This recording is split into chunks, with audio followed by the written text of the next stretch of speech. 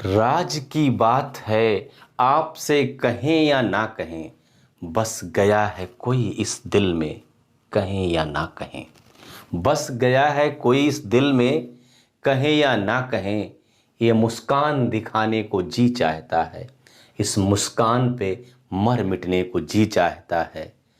तुम्हारी मुस्कान में लज्जत वो पाई कि दिल में बिठाने को जी चाहता है।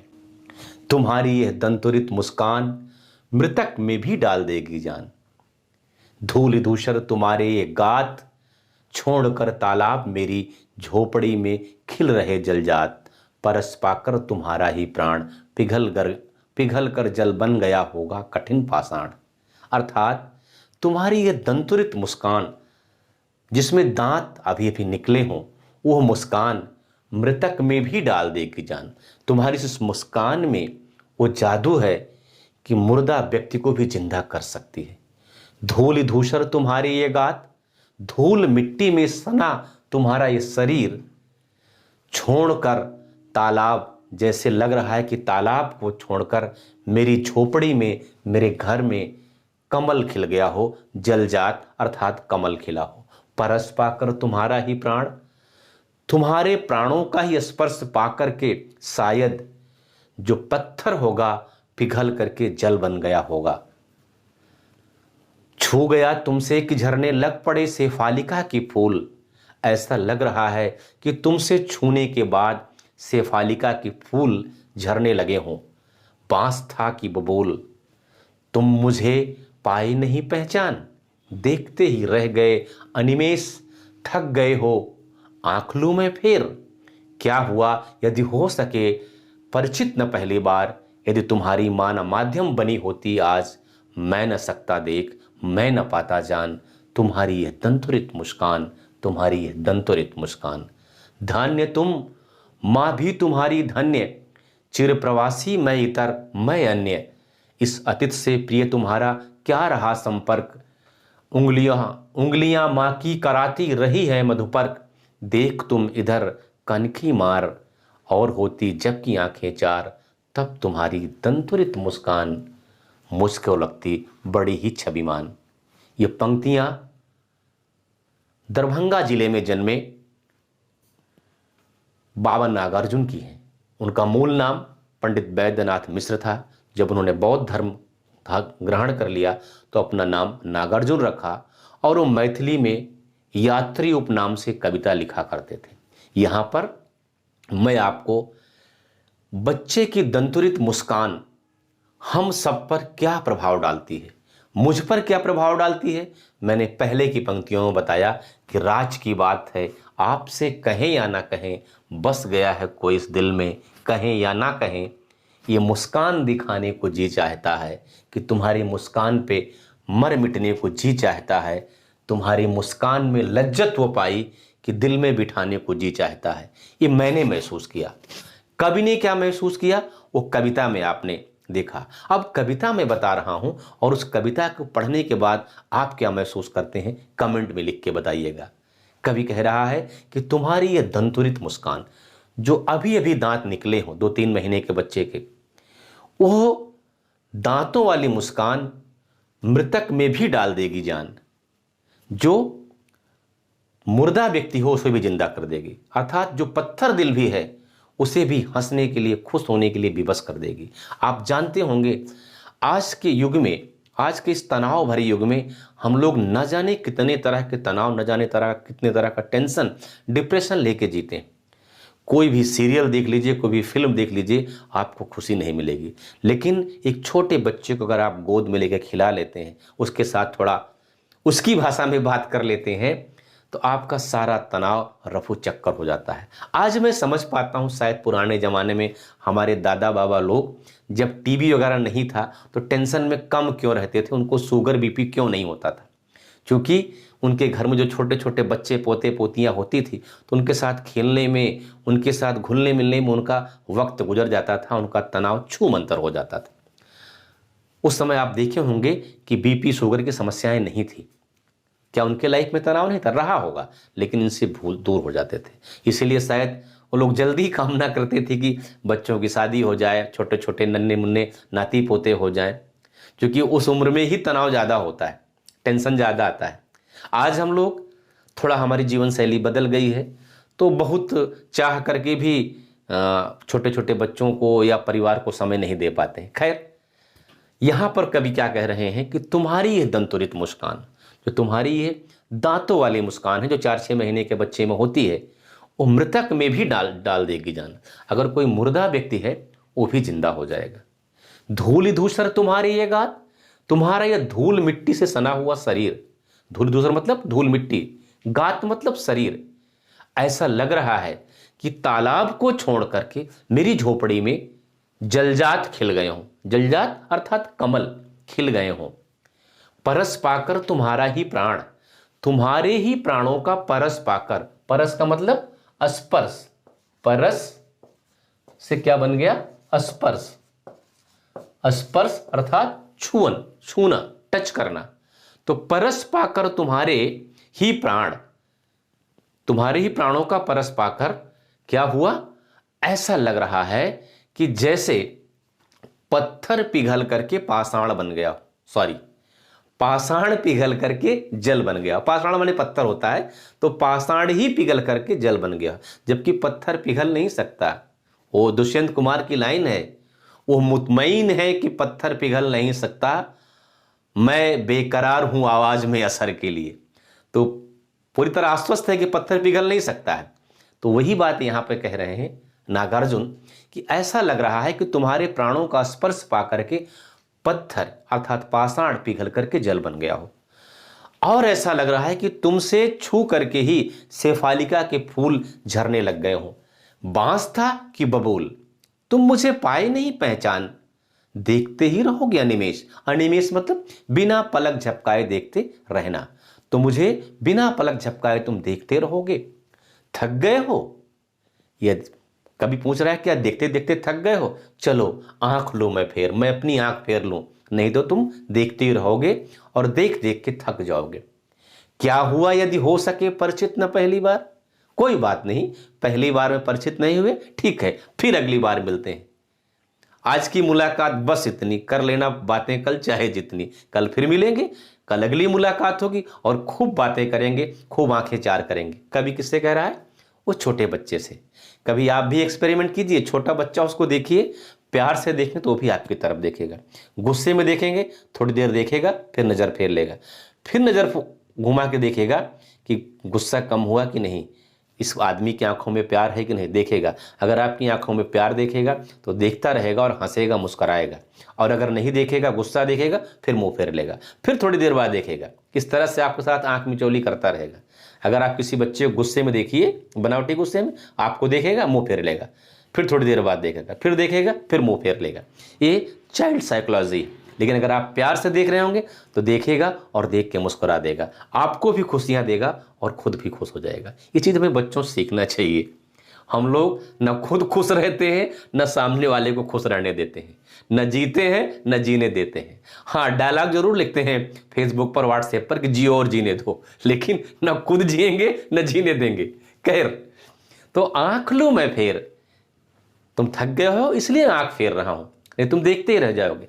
क्या हुआ यदि हो सके न परिचित पहली बार? कोई बात नहीं, अगर पहली बार में परिचित नहीं हो पाए। फिर कह रहा है कि हमारे और तुम्हारे बीच में परिचय का माध्यम क्या है? तुम्हारी मां। यदि तुम्हारी मां ना माध्यम बनी होती, मैं न सकता देख, मैं न पाता जान। तुम्हारी मां के माध्यम से ही मैं तुम्हें देख पा रहा हूं, जान पा रहा हूं, पहचान पा रहा हूं, और तुम्हारी मां के माध्यम से ही तुम्हारी यह दंतुरित मुस्कान मुझे आनंदित कर रही है। नहीं तो दंतुरित मुस्कान से मैं अछूता रह जाता। दंतुरित मुस्कान का मतलब जो 4-6 महीने के बच्चे के जो दांत निकल आते हैं, वो मुस्कान बड़ी ही मनमोहक होती है, किसी का भी मन मोह लेती है। धन्य है तुम और माँ भी तुम्हारी धन्य, धन्य तुम हो और तुम्हारी माँ भी धन्य। चिर प्रवासी मैं तो परदेशी हूं, परमानेंट, चिर मतलब परमानेंट, प्रवासी परदेशी, बाहर रहने वाला, प्रवास करने वाला, मैं अन्य, मैं तो कोई अन्य हूं। इस अतिथि से प्रिय तुम्हारा क्या रहा संपर्क? अय प्रिय, इस अतिथि से तुम्हारा क्या संपर्क रहा? अर्थात कोई संपर्क नहीं। उंगलियां मां की कराती रही हैं मधुपर्क, मां की उंगलियां मधुपर्क करा रही हैं। मधुपर्क मतलब क्या होता है? जिसको आप पंडित जी कथा कराते हैं गांव में तो चन्नामृत जिसको बोलते हैं, चरणामृत, जिसको बोलचाल की भाषा में क्या बोलते हैं, चन्नामृत, लेकिन शुद्ध शब्द क्या है उसके लिए, चरणामृत, भगवान के चरणों का अमृत।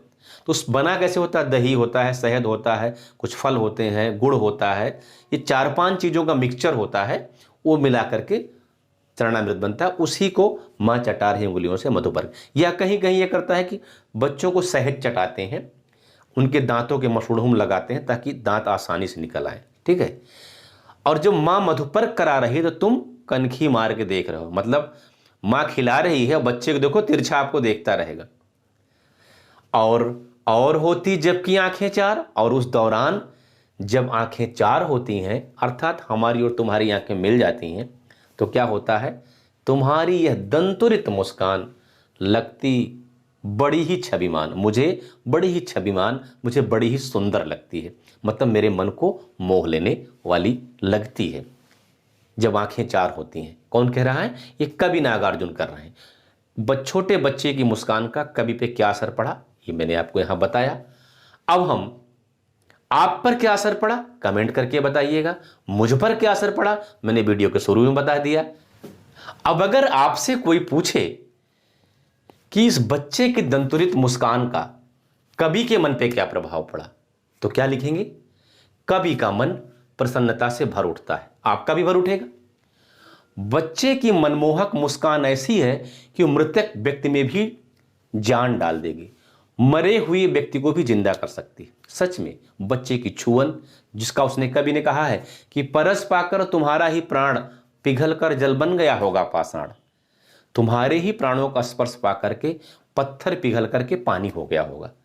तो प्रश्न यह बन सकता है कि बच्चे की दंतुरित मुस्कान का कवि के मन पर क्या प्रभाव पड़ा, तो क्या प्रभाव पड़ा, बच्चे की दंतुरित मुस्कान देखकर कवि का मन प्रसन्नता से भर उठता है। बच्चे की मनमोहक मुस्कान मरे हुए व्यक्ति में भी जान डाल देती है। अब एक और सवाल बनता है कि बच्चों की मुस्कान और बड़ों की मुस्कान में अंतर क्या होता है। तो बच्चे की मुस्कान और बड़ों की मुस्कान में कोई रटने वाली चीज नहीं, आप खुद प्रयोग करके देखिएगा। फिर भी मैं बता दे रहा हूं कि जो बच्चे की मुस्कान होती है वो सरल होती है, स्वाभाविक होती है, भोली होती है, निश्चल होती है, स्वार्थ रहित होती है, निष्काम होती है। अनकंडीशनल लव होता है बच्चे की मुस्कान में। आपके प्रति प्यार अफेक्शन दे रहा है तो कुछ मांग नहीं रहा बदले में, निस्वार्थ भाव से। सरल होती है, स्वाभाविक होती है, भोली होती है, स्वार्थ रहित होती है, कोई निश्चल होती है और निष्काम होती है, कोई छल कपट नहीं होता है, कोई स्वार्थ नहीं होता है, सादगी भरी होती है, सच्चाई भरी होती है, स्वाभाविकता से भरी होती है। और हम बड़ों की मुस्कान कैसी होती है, बनावटी। अरे भाई साहब आपसे मिलकर बहुत अच्छा लगा, फिर आइएगा। और जैसे हाँ पीठ घुमाए कुछ दूर जाएंगे, ससुरा बड़ा कमीना है, पता नहीं कहाँ आ जाता है, एक कप चाय पिलानी पड़ती है, एक से एक आ जाते हैं। तो हमारी आपकी मुस्कुराहट क्या होती है, बनावटी, नकली देखते हुए। असली दांत की नकली मुस्कुराहट होती है हमारी आपकी। आदमी देख के मुस्कुराहट का रूप बदल जाता है, कुटिल होती है, स्वार्थ से भरी होती है, और परिस्थिति के अनुसार मुस्कान का रूप बदल जाता है। हम लोग परिस्थिति के अनुसार अपनी मुस्कान का रूप बदल देता है, मतलब रंग बदलने में गिरगिट भी पीछे पड़ जाए हमसे आपसे। लेकिन बच्चे के साथ ऐसा नहीं होता। बच्चे की मुस्कान सरल, स्वाभाविक, भोली, निस्वार्थ, स्वार्थ से रहित और निश्चल होती है। लेकिन हमारी आपकी मुस्कान बनावटी, कुटिल, स्वार्थी, परिस्थिति के अनुसार बदलने वाली होती है। यही कारण है कि हमको आपको दुनिया भर का बीमारी पकड़ती है। बच्चों को बीपी शुगर नहीं होता है, बीपी शुगर हमें आपको होता है। अगर हम लोग बच्चे हो जाएं तो अच्छे हो जाएंगे, लेकिन हम लोग बच्चे हो नहीं सकते हैं। और जितनी चमक बच्चे के चेहरे पर होती है हमारे आपके नहीं होती। जितना लोग बच्चों को प्यार करते हैं हम एक दूसरे को नहीं करते। क्यों? क्योंकि दाल में कुछ काला रहता है। अब दूसरा प्रश्न ये बन सकता है कि इस पाठ को पढ़ने के बाद, ये दंतुरित मुस्कान देखने के बाद, ये दंतुरित मुस्कान देखने के बाद बच्चे की इस दंतुरित मुस्कान वाले पाठ में कवि नागार्जुन ने कौन कौन से बिंब डाले हैं। बिंब का मतलब होता है प्रतिबिंब। बिंब का मतलब प्रतिबिंब, मतलब ये हुआ कि इस पाठ को पढ़ने के बाद आपके मानस पटल पर, आपके मन में कौन कौन से चित्र अंकित हो जाते हैं, किस तरह की पिक्चर बनती है, किस तरह की तस्वीर उभरती है। तो पहली कि मृतक में भी डाल देगी जान। बच्चा जब मुस्कुराता है तो मृतक आदमी में, मरे हुए आदमी में भी जान आ जाएगी, ये कह रहा है कवि। दूसरा, कमल जो है तालाब को छोड़ करके मेरी झोपड़ी में खिल गए हैं। मतलब आपके कल्पना में, आपके मानस पटल पर एक तस्वीर उभरती है कि जैसे कमल तालाब में नहीं, मेरी झोपड़ी में आके खिल गए। बांस या बबूल से शेफालिका के फूल झड़ रहे हैं। जो बांस का फूल होता है या शेफालिका का, एक ही जैसा, उससे शेफालिका के फूल झड़ रहे हैं।